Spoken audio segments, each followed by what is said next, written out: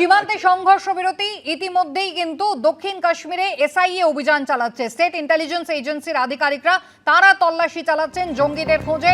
সোপিয়ান, অনন্তনাগ, কুলগামে তল্লাশিতে গোয়েন্দা আধিকারিকরা। 22 তারিখে যে ঘটনা ঘটেছিল তারপর জঙ্গিদের ছবি প্রকাশ্যে এসেছিল, স্কেচ প্রকাশ্যে এসেছিল, কিন্তু তারপর সেই জঙ্গিরা এখনো অধরা। লড়াই চলছে সীমান্ত বরাবর, যে লড়াই কিন্তু ইতিমধ্যেই বিভিন্ন জায়গায় ছড়িয়ে গিয়েছে। আর ইতিমধ্যেই কিন্তু সেই জঙ্গিদের খোঁজে দক্ষিণ কাশ্মীরে অভিযানে এসআইএ। সুকান্ত মুখোপাধ্যায় রয়েছেন আমাদের সঙ্গে। সুকান্ত, দেখো, একেবারেই জম্মু কাশ্মীর পুলিশের তরফে এসআইএ অর্থাৎ স্টেট ইনভেস্টিগেশন এজেন্সি তারা রেড করছে এই মুহূর্তে একাধিক জায়গাতে দক্ষিণ কাশ্মীরের, বিশেষ করে একেবারে শোপিয়ানে, কুলগামে, অনন্তনাগ জেলাতে।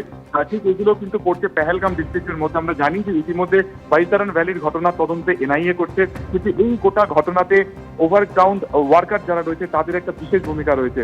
তো এর পাশাপাশি এটাও জানা জরুরি যে এই যে ওভারগ্রাউন্ড ওয়ার্কার এদেরকে কারা সাহায্য করেছিল, অর্থাৎ সেক্ষেত্রে দাঁড়িয়ে এই সন্ত্রাসবাদী কাজকর্মের সাথে যারা যুক্ত রয়েছে তাদের খোঁজও আলাদা করে শুরু করলো কিন্তু জম্মু কাশ্মীর পুলিশ এবং তাদের স্পেশাল যে টিম রয়েছে এসআইএ, তারা এই মুহূর্তে বিভিন্ন জায়গাতে তারা রেড করছে। তার মধ্যে আরো কয়েকটি জায়গা রয়েছে, বলে রাখি যে জৈনপোড়া যা রেবনের মধ্যে রয়েছে, অনন্তনাগের মধ্যে আচাবল, কোকরেজনাগ, মাট্টান, এই প্রত্যেকটা জায়গাতে কিন্তু এই মুহূর্তে স্টেট ইনভেস্টিগেশন এজেন্সি মারফত তদন্ত করা হচ্ছে। এবং জানিয়ে রাখি যে আজকেও কিন্তু এনআইএর একটি টিম, স্পেশাল টিম, সেটি কিন্তু বাইতারান ভ্যালিতে যাওয়ার কথা রয়েছে এবং সেখানে একইভাবে তারা কিন্তু ইনভেস্টিগেশন করবেন। এবং এখনো পর্যন্ত আসিফ ফৌজি সহ বাকিরা ধরা পড়ছে না, সেটাও কিন্তু এই মুহূর্তে একটা বড়সড় একেবারে মাথা ব্যথা এনআইএর, এবং তাদেরই খোঁজ করার জন্য ফের আরো একবার কিন্তু আজকে বাইতারান ভ্যালিতে এনআইএ স্পেশাল টিম যাওয়ার কথা রয়েছে।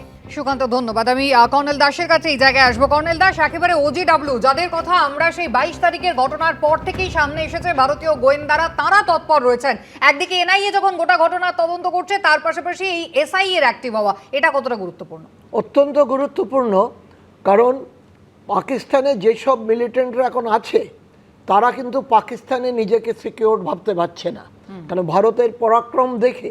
আর ওখানকার জনসাধারণ এইবার প্রথমবার সেনাবাহিনীর বিরুদ্ধে মিছিল করেছে, তো তারা সেখানে সেফ নয়, তাদের মধ্যে একটা আতঙ্ক হচ্ছে। কিন্তু তারা ভাবছে ভারতের মধ্যে যদি ঢুকে যায়, কারণ ভারতে ওদের অনেকগুলি ওই যেগুলিকে বলে স্লিপার সেল আছে।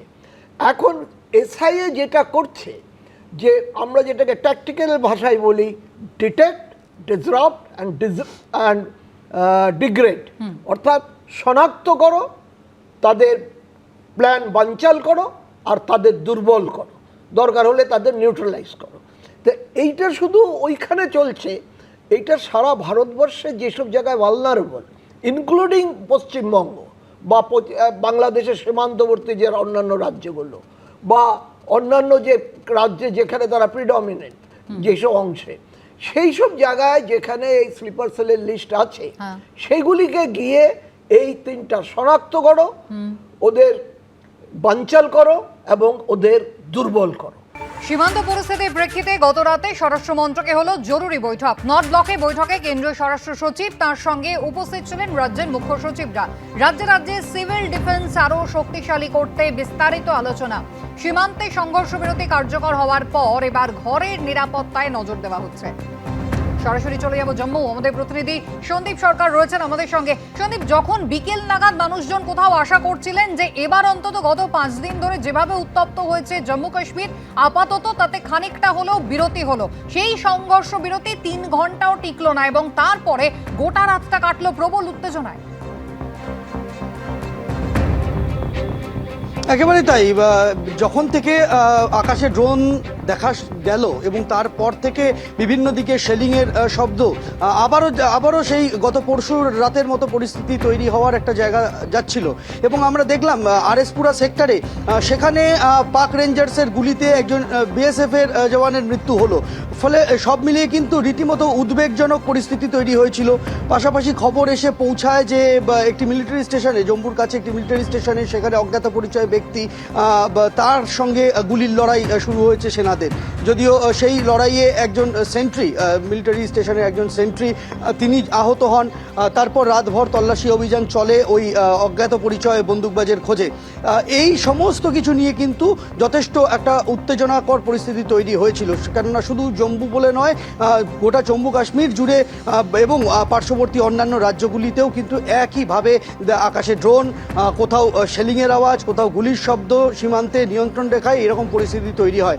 তারপর ধীরে ধীরে পরিস্থিতি নিয়ন্ত্রণে আসে এবং সেটা নিয়ন্ত্রণে আস্তে আস্তে রাত্রির 11টা, 11:30 বেজে যায়। মানে মোটামুটিভাবে ধরে নেওয়া যেতে পারে 8:30 থেকে রাত্রির 11:30, 12টার মতো, মানে 3.5 ঘন্টা এরকম একটা টানটান উত্তেজনার পরিস্থিতি চলে। তারপরেও কিন্তু বহু জায়গাতে ব্ল্যাকআউট ছিল, বহু শহরে ব্ল্যাকআউট ছিল। জম্মু শহরেও ব্ল্যাকআউট, রাত্রির 1টার পর ব্ল্যাকআউট সরিয়ে নেওয়া হয়, ব্ল্যাকআউটের কল সরিয়ে নেওয়া হয় এবং বিদ্যুৎ ফিরে আসে জম্মু শহরে। তারপর থেকে এখনো পর্যন্ত নতুন করে কোথাও এই সংঘর্ষ বিরতি ভেঙে নতুন করে গুলি চালানোর খবর নিয়ন্ত্রণ রেখায় এখনো পর্যন্ত আসেনি। তবে যেটা বলার বিষয় এটাই যে সংঘর্ষ বিরতির পর এবার কিন্তু আভ্যন্তরীণ নিরাপত্তায় জোর দিতে চাইছে কেন্দ্রীয় সরকার, যে কারণে গতকাল রাতের বেলা নর্থ ব্লকে জরুরি বৈঠক ডাকা হয়। সব রাজ্যের স্বরাষ্ট্র সচিব সেই বৈঠকে ছিলেন এবং কিভাবে আরও সিভিল ডিফেন্সকে মজবুত করতে হবে, অর্থাৎ আপৎকালীন পরিস্থিতিতে সিভিল ডিফেন্স হচ্ছে প্রথম ঢাল, সেই প্রথম ঢালকে কিভাবে কাজে লাগাতে হবে এবং কিভাবে এই সমস্যার মোকাবিলা করা যায়, এই রাজ্যের ভেতরে আভ্যন্তরীণ নিরাপত্তার যে চ্যালেঞ্জগুলো রয়েছে সেগুলোকে দূর করা যায়, সেই নিয়ে কিন্তু বিস্তারিত আলোচনা হয়েছে ওই বৈঠকে। এমনটাই একেবারে খবর। সন্দীপ, ধন্যবাদ।